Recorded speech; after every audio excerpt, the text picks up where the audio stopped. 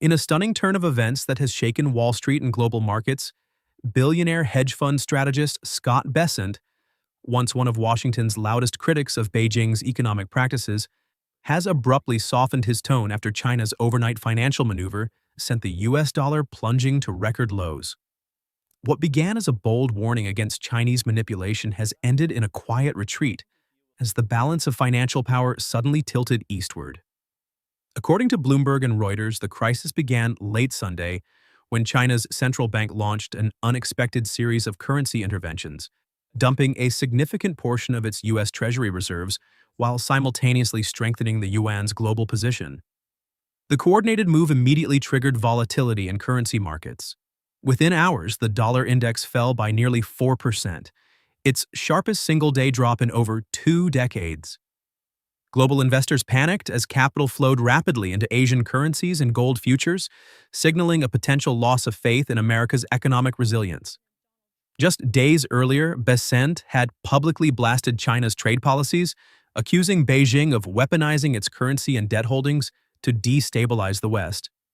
His remarks, delivered during a high-profile economic forum in New York, drew global attention, and sharp rebuttals from Chinese state media, which accused him of spreading economic propaganda. But when Beijing made its move, Bessent's warnings suddenly became prophecy, and then humiliation. As markets opened Monday morning, Bessent's own investment funds took massive hits. Several of his U.S.-based holdings tied to treasury bonds, tech stocks, and currency hedges fell sharply, forcing emergency repositioning. By afternoon, the outspoken investor had gone silent. Later that evening, in an interview with CNBC, Bessent adopted a noticeably more cautious tone, calling China's actions calculated but understandable, and urging Washington to avoid escalating a financial Cold War. To many observers, it was a stunning reversal, and a sign of how deeply Beijing's financial strike had rattled even the most confident American financiers. Behind the scenes, U.S. Treasury officials scrambled to stabilize the situation. Emergency meetings were held between the Federal Reserve, the Treasury Department, and key Wall Street institutions, as concerns grew that the sell-off could spiral into a full-blown currency crisis. According to Politico, the White House has quietly reached out to allies in Europe and Japan to coordinate a response, but few nations appear willing to challenge Beijing directly. Meanwhile, Chinese officials celebrated the yuan surge as a victory for financial sovereignty. State-run outlets declared that China had proven its ability to defend national interests without confrontation, framing the dollar's decline as a warning shot to those who mistake economic dependence for dominance. For years, U.S. policymakers have accused China of manipulating its currency to gain trade advantages. But this time, Beijing didn't manipulate, it retaliated. And as Bessent and Washington reeled from the fallout, one fact became undeniable. The power to move markets no longer belongs exclusively to Wall Street. The dollar had fallen, not just in value, but in confidence. The morning after China's currency strike, Washington woke up to a financial nightmare. The U.S. dollar's overnight collapse sent tremors through every corner of the global economy. By dawn, trading screens from New York to London were glowing red. Analysts called it the most coordinated financial retaliation in modern history, and for once, that was no exaggeration. According to the Wall Street Journal, the sell-off began when China's state-controlled banks quietly flooded the market with U.S. Treasury bonds. At first, traders assumed it was routine diversification, but within hours, billions in dollar-denominated assets hit global exchanges, overwhelming liquidity and crashing demand. Simultaneously, Beijing announced a bold new policy, allowing international trade deals to be settled in yuan instead of dollars. Within minutes, energy and manufacturing giants from the Middle East and Southeast Asia began switching over, accelerating the dollar's decline. The reaction inside the White House was chaotic. Treasury officials and Federal Reserve governors were summoned for an emergency midnight meeting, trying to assess how much of America's debt exposure had been weaponized. One senior advisor told Politico, "We're watching the unthinkable happen, a coordinated challenge to the dollar's supremacy." President Trump's team immediately accused Beijing of financial warfare, demanding that the G7 nations condemn China's actions. But the response from allies was muted. European markets facing their own crises were reluctant to intervene.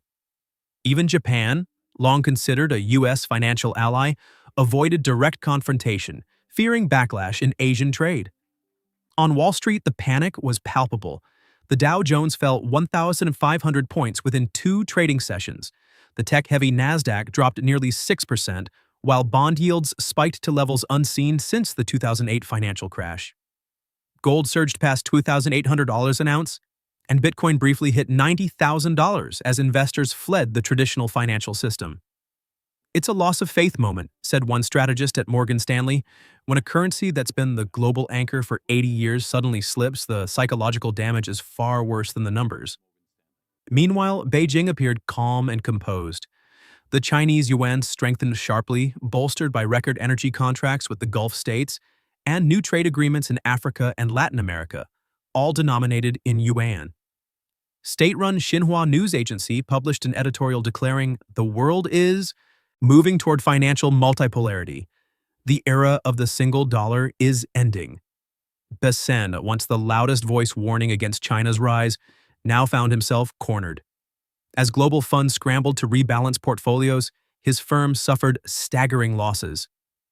In a brief interview with the Financial Times, he admitted that China's move had changed the rules of the game, calling it the moment the West lost control of its own creation. In Washington, the political fallout was immediate. Lawmakers demanded hearings, pundits called it America's financial Pearl Harbor, and investors began questioning the long-term future of the U.S. dollar as the world's reserve currency. For decades, the dollar's dominance was seen as unshakable, the foundation of American power. But as Beijing's bold move proved, even the strongest currency can be brought to its knees when the world stops believing in it. By the end of the week, the crisis had evolved from a U.S. market meltdown into a global monetary earthquake. Nations that had long depended on the dollar suddenly found themselves scrambling to hedge against its decline. Central banks across Europe and Asia began diversifying reserves into gold, yuan, and digital currencies, signaling a rapid and irreversible shift in the global financial landscape. According to the Financial Times, several Middle Eastern and Asian economies, including Saudi Arabia, India, and Indonesia, have begun finalizing energy and trade deals priced exclusively in Chinese yuan.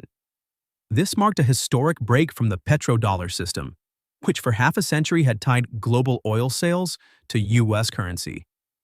Economists warn that if the trend continues, the dollar's global dominance could erode within a decade, altering how nations borrow, trade, and build wealth.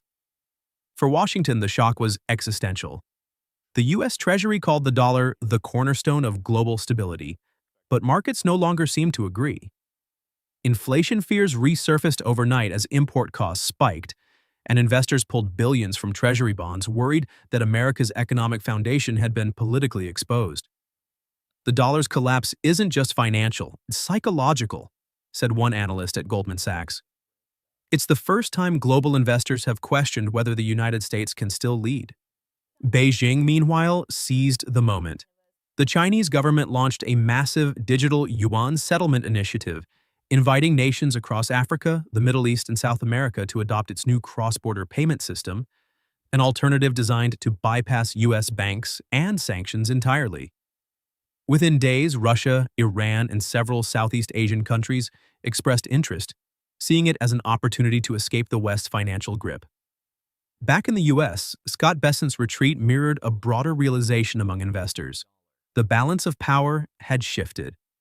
His earlier defiance gave way to a somber acknowledgement that China had mastered the art of financial warfare, not through conflict or confrontation, but through precision, timing, and control. As one strategist told Bloomberg, the dollar's fall marks the end of an era. Power is no longer measured by military might or trade surpluses. It's measured by who controls the flow of money. And as the sun set over Washington's rattled markets, one truth was undeniable. The United States had just experienced its first taste of a world where it no longer calls the shots.